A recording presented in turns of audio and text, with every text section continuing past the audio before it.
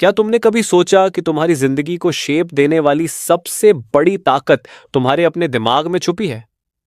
Imagine करो, तुम चेन्नई की हलचल भरी सड़कों पर हो, ऑफिस की डेडलाइंस, फैमिली की जिम्मेदारियां और अपने सपनों के बीच जूझ रहे हो। लेकिन अगर मैं कहूं कि तुम्हारे अंदर की एक सटल एनर्जी तुम्हारी पूरी रियलिटी को बदल सकती है, तो क्या तुम उसका राज जानना चाहोगे? आज हम बात करेंगे the energy of belief book की, जिसे लिखा है मैरी टी साइसे और शीला सिडनी बेंडर ने। यह किताब बताती है कि हमारे बिलीफ्स, वो थॉट्स जो हमारे दिमाग में गहरे जड़ जमाए बैठे हैं, हमारी जिंदगी को डायरेक्ट करते हैं। ये सिर्फ थॉट्स नहीं बल्कि एक इमोशनल एनर्जी है जो हमारी सेहत, रिलेशनशिप्स, करियर और खुशी को इन्फ्लुएंस करती है। इस वीडियो में हम एक नई स्टोरी के जरिए समझेंगे कि कैसे बिलीव्स की एनर्जी को पहचान कर और ट्रांसफॉर्म करके तुम अपनी लाइफ को रीशेप कर सकते हो। तो इस वीडियो को लाइक कर दो ताकि यह मैसेज और लोगों तक पहुंचे। चलो शुरू करते हैं। Chapter 1, the struggling artist. हमारी कहानी शुरू होती है बेंगलुरु के एक छोटे से स्टूडियो अपार्टमेंट में, जहां रहता है 28 साल का आरव, एक स्ट्रगलिंग पेंटर। आरव की जिंदगी हमेशा भाग दौड़ में बीतती है। डेली फ्रीलांस प्रोजेक्ट्स, बिल्स पे करने की टेंशन और अपनी आर्ट को दुनिया तक ले जाने का सपना। हर सुबह वो उठता है तो उसका दिमाग पहले से ही टेंशन से भरा होता है। उसे डर है कि अगर वो अपनी आर्ट में सक्सेस नहीं हुआ तो लोग उसे फेलियर कहेंगे। आरव का सपना है अपनी पेंटिंग्स की एक बड़ी एग्जीबिशन करना, लेकिन उसे लगता है कि वो इसके लायक नहीं है। बचपन में उसके टीचर ने उसे कहा था, तुम्हारी पेंटिंग्स एवरेज हैं, कुछ खास नहीं। वो थॉट उसके दिमाग में एक पेनफुल इमोशन के साथ सेट हो गया, और अब हर बार जब वो ब्रश उठाता है उसका सबकॉन्शियस कहता है, तू कुछ खास नहीं कर सकता। एक दिन उसकी दोस्त ने उसे द एनर्जी ऑफ बिलीफ के बारे में बताया। किताब का कॉन्सेप्ट सुनकर आरव को एहसास हुआ कि उसके बिलीफ्स ही उसे रोक रहे हैं। आरव ने रात को फोन स्क्रॉलिंग कम की और अपने स्टूडियो में एक छोटा सा कॉर्नर बनाया जहां वो सुबह फोकस्ड होकर काम कर सके। Chapter 2, the first step to awareness. The energy of belief से आरव को पता चला कि बिलीफ्स सिर्फ थॉट्स नहीं बल्कि इमोशनल एनर्जी के साथ जड़ित पैटर्न्स हैं। उसे डर था कि वो अपने पुराने बिलीफ्स को कभी बदल नहीं पाएगा, लेकिन उसका सपना था अपनी पेंटिंग्स को दुनिया तक ले जाना। उसने फैसला किया कि वो अपने बिलीफ्स को कॉन्शियसली ऑब्जर्व करेगा। उसने सुना कि सुबह का समय सबसे सटल होता है जब दिमाग फ्रेश होता है। उसने अगली सुबह 6 बजे का अलार्म सेट किया और अपने स्टूडियो में बैठकर 10 मिनट जर्नलिंग शुरू की। उसने लिखा, मुझे ऐसा क्यों लगता है कि मैं फेल हो जाऊंगा। जर्नलिंग के दौरान उसे अपने बचपन का वो टीचर याद आया जिसके शब्द उसके दिमाग में गूंज रहे थे। उसने पहली बार अपने बिलीफ को पकड़ा, मैं एवरेज हूं। उसे एहसास हुआ कि यह बिलीफ उसकी क्रिएटिविटी को ब्लॉक कर रहा है। उसने 20 मिनट एक नई पेंटिंग पर काम किया और 10 मिनट मेडिटेशन किया, जिससे उसका दिमाग शांत हुआ। वैसे दोस्तों, अगर आपने अब तक चैनल को सब्सक्राइब नहीं किया तो अभी कर लो, क्योंकि ऐसी समरीज रोज आती हैं जो तुम्हारी सोच को बदल सकती है। हर सुबह 10 मिनट जर्नलिंग करो, अपने डर और बिलीफ्स को लिखो और उन्हें कॉन्शियसली ऑब्जर्व करो। Chapter 3, the emotional energy of beliefs. किताब से आरव को समझ आया कि बिलीफ्स में इमोशनल एनर्जी होती है जो हमारे बॉडी और माइंड को डायरेक्ट करती है। उसे डर था कि उसके पुराने बिलीफ्स इतने स्ट्रॉन्ग हैं कि वो उन्हें रिलीज नहीं कर पाएगा, लेकिन उसका सपना था अपनी आर्ट को एक बड़ा प्लेटफॉर्म देना। उसने किताब में बताई गई इमोशनल फ्रीडम टेक्निक EFT को ट्राई करने का फैसला किया। उसने अपने बिलीफ को आइडेंटिफाई किया, मैं एवरेज हूं, मेरी पेंटिंग्स खास नहीं है।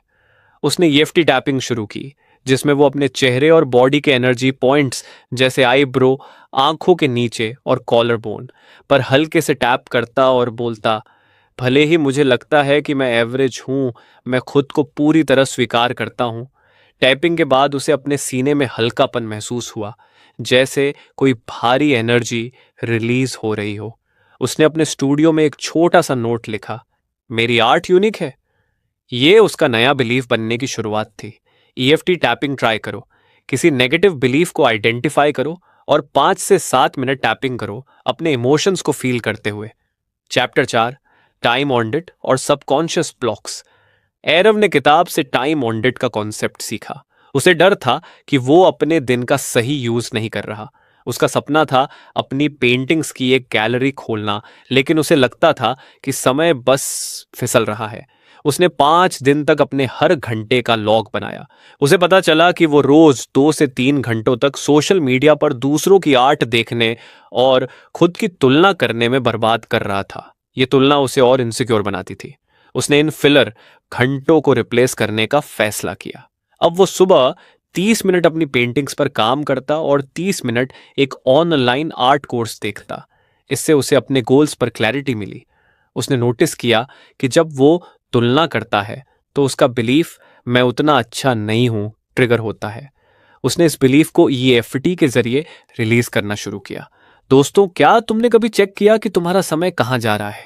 बाय द वे, अगर आपको आज की समरी अच्छी लगी हो तो एक छोटी सी रिकमेंडेशन जरूर देना चाहता हूं। मैंने एक स्पेशल ई बुक लिखी है सिर्फ उन लोगों के लिए जो लाइफ में पैसे, फ्रीडम और क्लैरिटी चाहते हैं।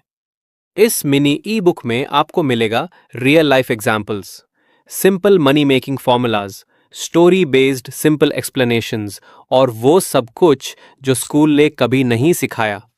और बोनस के तौर पर मैं आपको एक फ्री यूनिट इकोनॉमिक्स गाइड भी दे रहा हूं जो आपको बिजनेस और इनकम के बेसिक लॉजिक को समझा देगा आसानी से, बिना MBA के। और इसकी प्राइस सिर्फ 99 रुपीज, एक पिज्जा की कीमत से भी कम।